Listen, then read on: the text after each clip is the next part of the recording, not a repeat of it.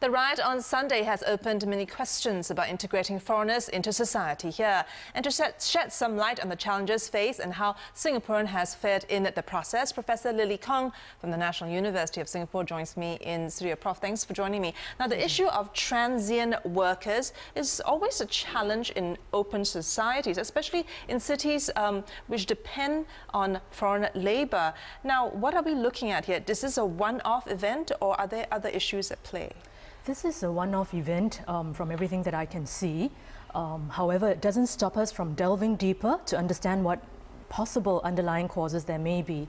It's easy to speculate about a whole range of possibilities, and indeed in some of the foreign media, for example, we see references to racial riots and so forth, and it's dangerous, I think, to speculate at this point in time. I think it's important that we delve deeper to understand what the underlying issues are to ensure that something like this doesn't recur. All right. Now, we're looking at a group of transient workers. Now, is integration an issue that we're looking at, or is it something else? Right.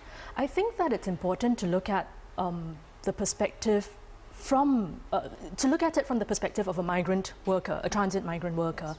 He or she is here for 2 years, 3 years. In this case, we're talking about he. Mm-hmm. And what they're looking for primarily would be a stable job, ability to earn their keep, to send some of that earning back home to support their family, decent quarters to live in. I don't think they're looking for deep relationships with locals as such, but they're looking not to be scorned, not to be treated with spite, and in the little bit of time that they might have for recreation and leisure, to have the space to engage in those activities. Right? Yes, yeah. The freedom of space. Yeah, so we're talking about then maybe harmonious coexistence rather than integration. Absolutely, absolutely. So the ability to sort of live and let live. You carry on with your life, and I will carry on with my life, and we will achieve what we're here to achieve, and not to create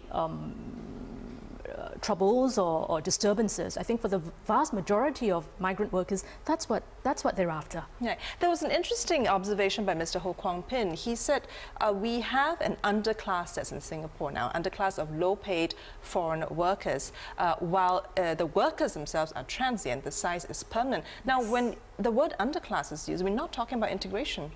Right. I guess it's a question of what we mean by integration. If by integration we mean, well, getting to know the local culture, getting to make friends with, locals and so forth, I don't think that's what we're talking about. But we are talking about the ability to live in a context that is different from the home, context, where norms and practices are different, but not about deep relationships. And this issue, like I said, is not unique. I mean, a lot of global cities face this. Can we learn lessons from other cities? There are, I think, certainly negative lessons that we can learn about how not to come down with a brute force of, with brute policing force. I think that there are enough evidences of how, reaction to authority sometimes can make the situation worse and can escalate the violence. So certainly, I think the ability to balance between the hand of the law as well as exercising restraint. I think that's certainly one example that is perhaps a negative example in terms of what not to do. Okay. And what more do you think can be done to maintain harmony? I think that coming back to what I said earlier about how the transient migrant worker is looking for certain fairly basic things, to get on with life. Perhaps there are things that we can do to support that.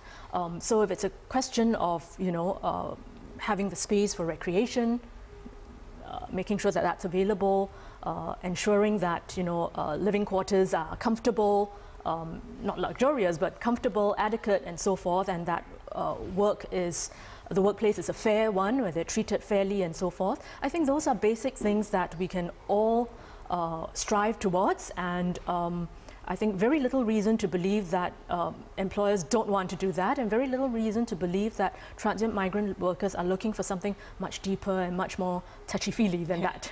All right, Lily, thanks for those insights. Thanks for joining us. Pleasure. Professor Lily Kong there from the National University of Singapore.